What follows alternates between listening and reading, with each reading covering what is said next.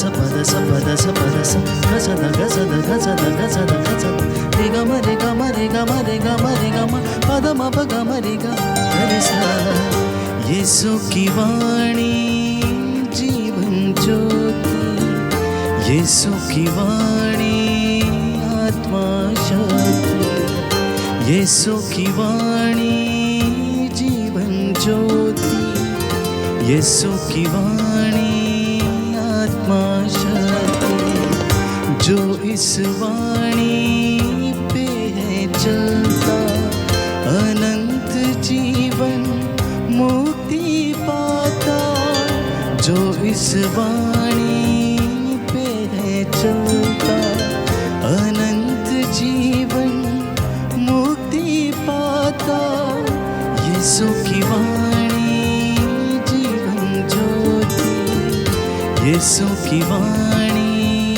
आत्मा शक्ति यीशु की वाणी जीवन ज्योति यीशु की वाणी आत्मा शक्ति।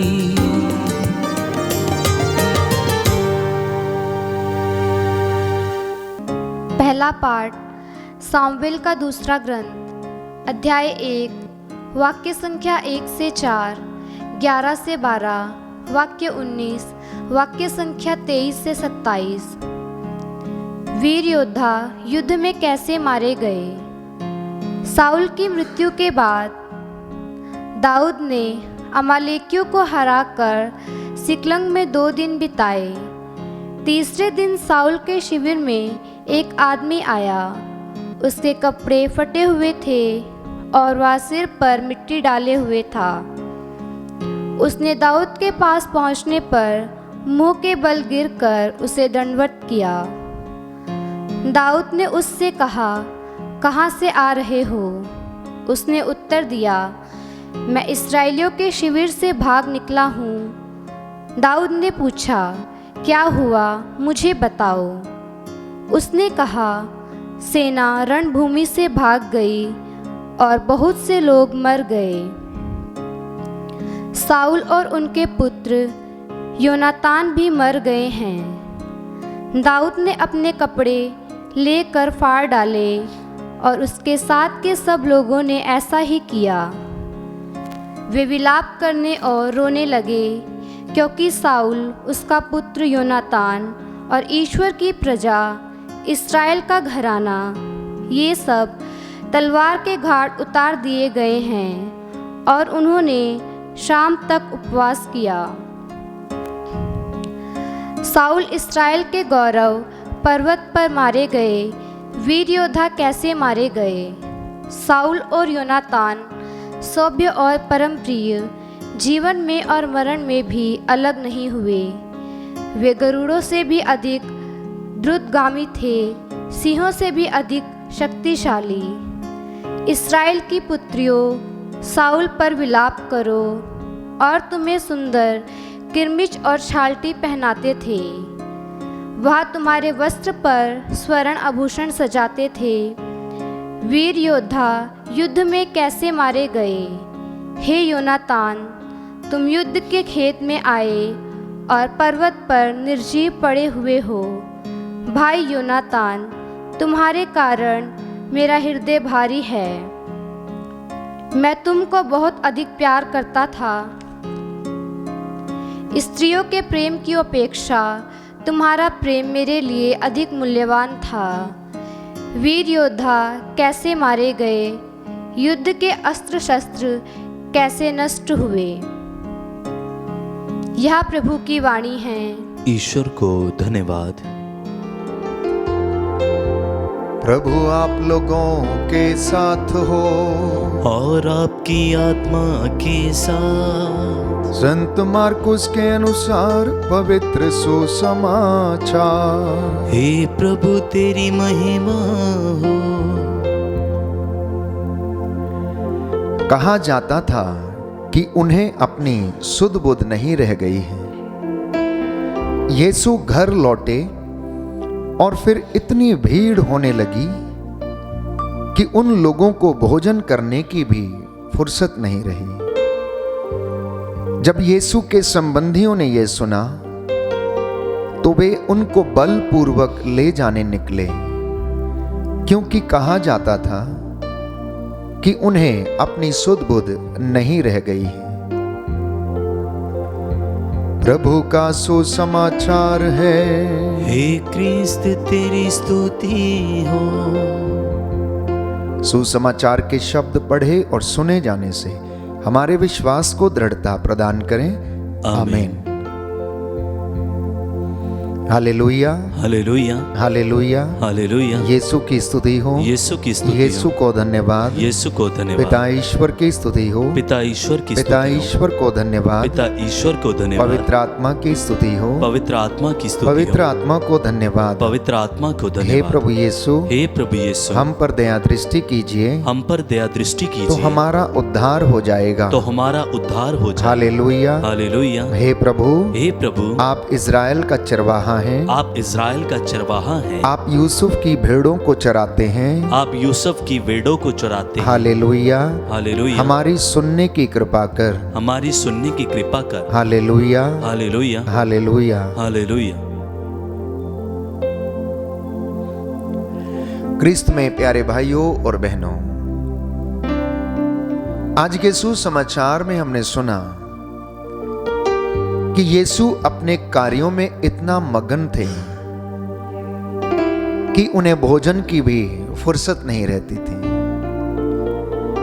नबी यशाया उनके विषय में भविष्यवाणी करता है और कहता है, प्रभु का आत्मा मुझ पर छाया रहता है और उसने मेरा अभिषेक किया है, जिससे कि मैं बंदियों को रिहा करूं, दरिद्रों को सुसमाचार सुनाऊं, अनुग्रह का वर्ष घोषित करूं,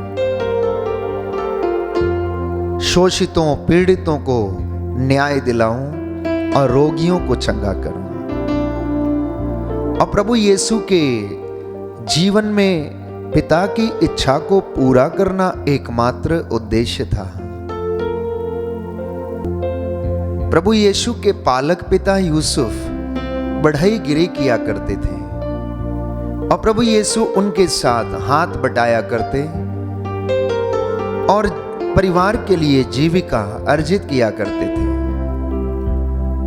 लेकिन जैसे ही उन्हें अपने पिता की बातें याद आती, जब वो संहिता को पढ़ते तो लोगों के बीच में जाकर वो भले काम किया करते थे। उन्होंने अपना सुरक्षित और लाभदायक धंधा छोड़कर उन्होंने गांव-गांव में जाकर प्रभु के नाम का प्रचार करना शुरू कर दिया। बालक माता पिता के अधीन था, वो बढ़ता गया और वो बचपन से ही बहुत बुद्धिमान बालक था। इसलिए मंदिर में जाकर वो शास्त्रियों और फरीसियों के साथ बैठकर सवाल जवाब किया करता था। लोग उसकी बुद्धि पर आश्चर्यचकित हो जाते थे और उनके सवालों का जवाब नहीं दे पाते थे। तो प्रभु यीशु ने अपने पिता का घर छोड़कर गांव-गांव में जाकर लोगों के बीच में भले काम करना शुरू कर दिया। लोग उनके कामों को देखकर आश्चर्यचकित हो जाते थे, असमंजस में पड़ जाते थे कि आखिर इस बालक को इतनी बुद्धि और ज्ञान कहां से मिला है, ये सामर्थ्य इसके पास कहां से आया है? क्या ये बढ़ई का बेटा नहीं है? क्या इसके चचेरे भाई बहन हमारे बीच में नहीं रहते? तो नाजरत के लोग उनके विषय में आश्चर्यचकित हो जाते थे जब उनके कामों और चमत्कारों के विषय में सुनते थे। बाइबल हमें बताती है कि ईसा ने इतने चमत्कार किए कि अगर उन्हें लिखा जाए तो संसार की पुस्तकें कम पड़ जाएंगी। तो इन सब भले कामों को देखकर जनता उनके पीछे होने लगी और भीड़ की भीड़ उनके इर्द गिर्द इकट्ठी हो जाया करती थी, क्योंकि उनके काम ही ऐसे थे। दुनिया में ना तो आज तक उनके जैसा कोई बोला, ना उनके जैसा किसी ने चमत्कार किया। और ना ही उनके जैसा कोई हुआ और ना ही कोई होगा, क्योंकि बाइबल हमें बताती है ईसा ने कहा प्रथम और अंतिम मैं हूं। संत पौलुस कहता है वो सदा एक रूप बने रहने वाले प्रभु हैं। परमेश्वर ने उन्हें इस संसार में सर्वश्रेष्ठ नाम प्रदान किया है। आकाश के नीचे पृथ्वी के ऊपर एकमात्र नाम ईसा को दिया गया है और हर घुटना उनके नाम के आगे झुकेगा और हर जुबान बोलेगी कि यीशु ही प्रभु है। तो पिता की इच्छा पूरी करने के लिए प्रभु यीशु इतने मगन थे कि उनके जीवन में मंदिर का उत्साह उन्हें खाए जाता था। ईश्वर की इच्छा को पूरा करना उनका प्राथमिक उद्देश्य था। इसलिए वो भोजन की भी चिंता नहीं किया करते थे।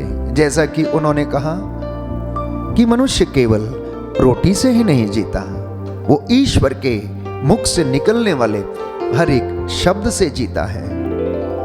लोग जब उनके कामों को देखते थे तो उनके विषय में अफवाहें फैलाने लगते थे। कोई कहता है इन्हें अबदूत लग गया है, तो कोई कहता है ये पागल हो गया है। इतना ही नहीं, जब भीड़ उनके आजू बाजू एकत्र हुआ करती थी तो उन्हें खाने की सुध बुध भी नहीं रहती थी। और आज के वचन में सुना कि उनके नजदीकी लोग उन्हें लेने के लिए आए, जबरदस्ती लेने के लिए आए, जिससे कि वे आकर भोजन कर ले। तो अनेक लोग, विशेष तौर पर शास्त्री, फरीसी और सदूकी, जब उनके कामों को देखते थे तो उनसे चिढ़ने लगते थे, वह उनसे ईर्ष्या करने लगते थे और उनके विषय में गलत अफवाहें फैलाने लगते थे। प्रियजनों, प्रभु यीशु के जीवन में हम देखते हैं कि जो वचन नबी यशायाह ने भविष्यवाणी के रूप में कहा था वो यीशु मसीह में पूरा हो गया। उन्होंने लोगों की परवाह नहीं की, शास्त्रियों और फरीसियों की परवाह नहीं की। लोग उन्हें क्या कहते हैं इसकी उन्हें तनिक भी चिंता नहीं थी। लोगों की बुराई, लोगों की बातें, वह इस ओर बिल्कुल ध्यान नहीं देते थे। प्रभु यीशु अपने दुश्मनों के लिए, प्यारे भाइयों और बहनों, प्रार्थना ही करते थे, उनसे दुर्व्यवहार नहीं करते थे। इसलिए बाइबल हमें बताती है उन्होंने गाली के बदले गाली नहीं दी, दाढ़ी नोचने वालों के सामने अपने गाल कर दिए, थप्पड़ मारने वालों के सामने उसने अपना मुंह कर दिया। उसने लोगों को निरंतर आशीर्वाद दिया। ये उनके जीवन शैली थी जिसे वो रोज जीते और पिता ईश्वर की इच्छा को पूरा करने के लिए वो तत्पर रहते थे। तो आज का जो पाठ है, जो हमें संदेश देना चाहता है प्रभु, वो ये है कि हम अपने कार्यों में लगे रहें। आपके धार्मिक कार्य आपके आगे आगे चलें, जैसा कि बाइबल कहती है कि तुम्हारी धार्मिकता तुम्हारे आगे आगे और मेरी महिमा तुम्हारे पीछे पीछे। अर्थात इंसान को अपने भले कामों के पीछे लगे रहना चाहिए। भलाई करने से हमें कभी भी चूकना नहीं चाहिए और परमेश्वर हमें वो मसा और अभिषेक और उन्नति और सफलता प्रदान करेगा। क्योंकि बाइबल हमें बताती है कि प्रभु यीशु ने कहा, मेरे लिए सबसे पहला काम यह है कि अपने स्वर्गीय पिता की इच्छा को पूरी करना। इसलिए संत पौलुस भी यही लिखता है कि भविष्य में जो महिमा हमें मिलने वाली है, जो सुख और उन्नति हमें मिलने वाली है, वो वर्तमान के जो दुख हमारे सामने हैं उनसे ज्यादा महान है। हम इस विश्वास के साथ जीते जाएं और इसी विश्वास के साथ प्रभु यीशु भी अपने रोजमर्रा की जिंदगी में काम करते रहे। इसलिए आज का संदेश ये है कि हम दूसरों की भलाई निरंतर करते रहें। हम किसी की भी आलोचना या दुर्व्यवहार से विचलित ना हो। और अपना रास्ता ना भटक जाएं। प्यारे भाइयों और बहनों, प्रभु यीशु मसीह जो हमें नित्य प्रतिदिन शांति प्रदान करता है, वो हमें अपने पिता की महिमा में स्थान प्रदान करेगा। उसका वादा है कि तुम मेरी मेज पर मेरे साथ बैठोगे और भोजन करोगे। यदि कोई मेरे पीछे आना चाहता है तो वह आत्म त्याग करे, अपने दैनिक जीवन के क्रूस उठाकर मेरे पीछे हो ले। आइए हम प्रार्थना करें। आज के पाक कलाम के पढ़े और सुने जाने से प्रभु हमें आशीष प्रदान करे। प्रभु से कहें कि प्रभु हम पर दया दृष्टि कर, हमें सामर्थ्य दे, जिससे कि हम लोग तेरी महिमा अपने जीवन में सदा कर सकें। आमीन। सर्वशक्तिमान शाश्वत दयालु पिता ईश्वर, तेरी इस प्रजा पर दया करने की कृपा कर। हे प्रभु, हम पर दया कर और हमारा उद्धार हो जाएगा। हे विश्वमंडल के प्रभु, तू सर्वशक्तिमान सदा बने रहने वाला प्रभु है। हे प्रभु, हमारे जीवन में और इन तेरे बच्चों के परिवारों में शांति और चंगाई आ जाए। आज इनका मार्गदर्शन कर, इन्हें सामर्थ्य दे, जिससे ये अपने परिवारों में तेरी महिमा देख सकें। आज का वचन इनका मार्गदर्शन करे और हम सदा तेरी महिमा के लिए कार्य करते जाएं। हमारी ये प्रार्थना सुन ले हमारे उद्धारकर्ता यीशु प्रभु के द्वारा। आमीन।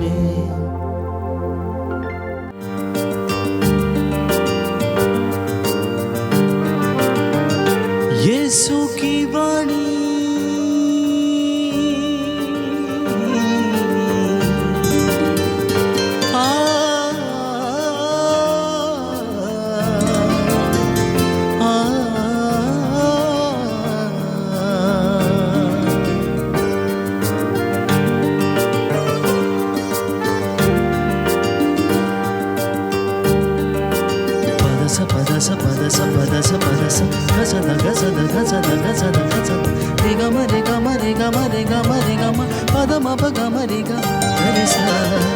यीशु की वाणी जीवन ज्योति, यीशु की वाणी आत्मा शक्ति, यीशु की वाणी जीवन ज्योति, यीशु की वाणी आत्मा शक्ति।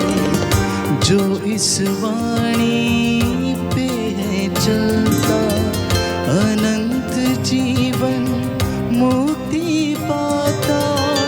जो इस वाणी पे है चलता, अनंत जीवन मुक्ति पाता। यीशु की वाणी जीवन ज्योति, यीशु की वाणी आत्मा शक्ति, यीशु की वाणी जीवन ज्योति, यीशु की वाणी आत्मा शक्ति।